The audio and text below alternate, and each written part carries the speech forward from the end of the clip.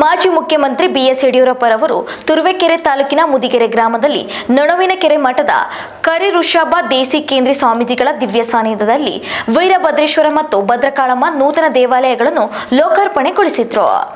ಇನ್ನು ವೇದಿಕೆ ಕಾರ್ಯಕ್ರಮದಲ್ಲಿ ಕೇಂದ್ರ ಸರ್ಕಾರದ ಯೋಜನೆ ಕೆಜಿಗೆ 29 ರುಗೆ ಸಿಗುವ ಅಕ್ಕಿಯನ್ನು ಫಲಾನುಭವಿಗಳಿಗೆ ಮಾಜಿ ಮುಖ್ಯಮಂತ್ರಿ ಬಿಎಸ್ ಯಡಿಯೂರಪ್ಪರವರು ವಿತರಿಸಿದರು.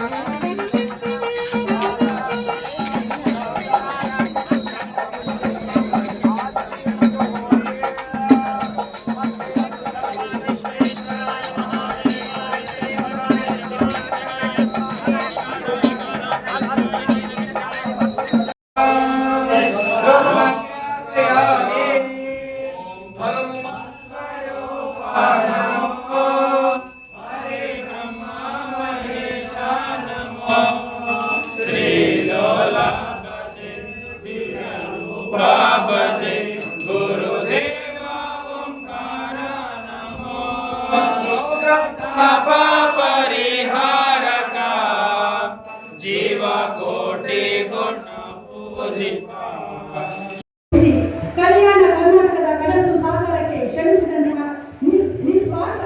ಬೆಳಿಗ್ಗೆ ನಾನು 15,000 ರೂಪಾಯಿ ಮಾಡ್ತೀವಿ ಕೊಬ್ಬರಿ ಅಂತೇಳಿ. ಯಾಕೆಂದ್ರೆ 15,000 ರೂಪಾಯಿ ಇದ್ದಂಥ ಕೊಬ್ಬರಿ ರೇಟ್ ಇವತ್ತು ಬರೀ ಕೇವಲ 7,000 8,000 ರೂಪಾಯಿ. ಇವತ್ತು ಸುಮಾರು ನಾವು ವಿಧಾನಸಭೆ ಬೆಳಗಾವಿರ್ಬೋದು, ಬೆಂಗಳೂರು ವಿಧಾನಸಭೆಯಲ್ಲಿ ಹಲವಾರು ಸ್ಥಾನ ನಿರ್ವಹಣೆ ಸೂಚನೆಗಳ ಪಕ್ಷ ಬಿಜೆಪಿಗಳೆಲ್ಲ ಒಟ್ಟಿ ಸೇರಿ ನಾವು ಮಾಡಿ. ಆದರೂ ಕೊನೆಗೆ ಮಂತ್ರಿಗಳೇ ಸನ್ಮಾನ್ಯ ದೇವೇಗೌಡರು ಕರ್ಕೊಂಡು ಹೋಗಬೇಕು.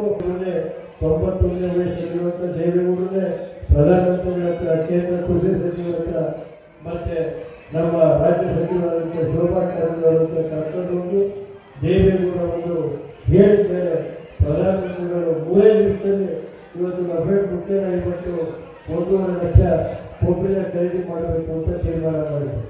ಆದರೆ ಇವತ್ತು ಕೊಬ್ಬರಿ ಖರೀದಿನಲ್ಲಿ ನಿಜವಾದಂಥ ರೈತರಿಂದ ಇವತ್ತು ಖರೀದಿ ಮಾಡಿಲ್ಲ ಅಂತ ಹೇಳಿ ಈಗಾಗಲೇ 6 ಜನ ಅಧಿಕಾರಿಗಳ ಕೊಟ್ಟಿಲ್ಲ. ನಮ್ಮ ಏನು ಮೆಟ್ರಿಕ್ ಟನ್ ಇದೆ ಅಷ್ಟೊಂದು ಖರೀದಿ ಮಾಡಬೇಕು ಅಂತೇಳಿ ಮತ್ತೊಮ್ಮೆ ರಾಜ್ಯ ಸರ್ಕಾರ ಒತ್ತಾಯ ಮಾಡ್ತಾ ಇದ್ದೀವಿ. ಮತ್ತು ಇವತ್ತು ಎಲ್ಲರೇ ಇದ್ರ ಬಗ್ಗೆ ಚರ್ಚೆ ಇತ್ತು. ಇವತ್ತು ನೀವು 60 ನಾವು ನಮ್ಮ ಪಕ್ಷದ ಎಲ್ಲ ಶಾಸಕರು ಕೊಟ್ಟಿದ್ದು, ಅದಕ್ಕೆ ಬಿಜೆಪಿಯ ಶಾಸಕರು ಇವತ್ತು ಅದಕ್ಕೆ ಇದು ಮಾಡ್ತಾರೆ. ನಾಳೆ ರಿಪ್ಲೈ ಕೊಡ್ತೀವಿ ಅಂತ ಹೇಳಿದರೆ ಸರ್ಕಾರ ಏನು ರಿಪ್ಲೈ ಕೊಡುತ್ತೆ ನಾವು ಇರ್ತೀವಿ. ಇಷ್ಟಪಟ್ಟರು ಅದಕ್ಕೋಸ್ಕರ ಬರಬೇಕಾಯಿತು. ಅವರಿಗೆ ಇದೇ ದಯಮಾಡಿ ನಾಳೆ ಚರ್ಚೆಯಲ್ಲಿ ಭಾಗವಹಿಸ್ತೀವಿ ಅಂತ ಹೇಳಿದೆ. ಇವತ್ತು ಇಂಥ ಒಂದು ಅದ್ಭುತವಾದಂಥ ದೇವಸ್ಥಾನ ಕಟ್ಟೋದು ಇದಕ್ಕೂ